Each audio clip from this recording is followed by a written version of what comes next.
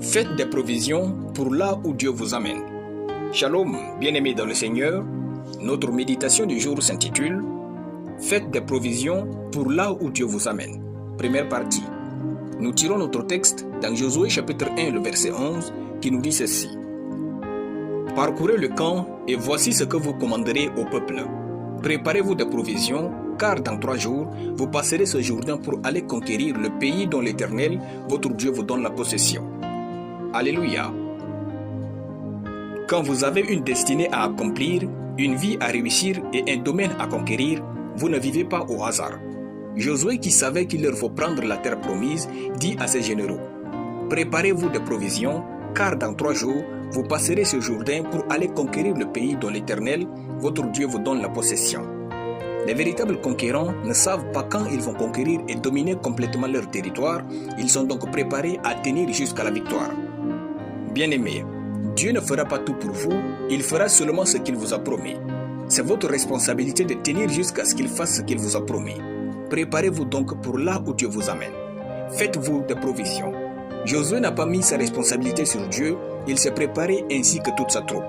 La question fondamentale de tous les jours est, êtes-vous assez préparé pour réussir?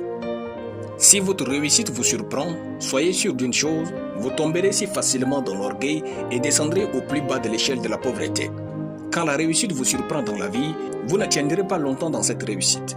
Les vrais conquérants ne sont jamais surpris par la victoire, ils sont préparés à gagner à tout prix. Josué a vaincu 31 rois et il n'était pas surpris. Le bon succès étonne, mais il ne surprend point la personne qui réussit. Jeunes gens, parfois nous sommes tellement pressés de réussir que lorsque nous atteignons le succès, nous sommes incapables de durer. Où sont vos provisions pour l'élévation?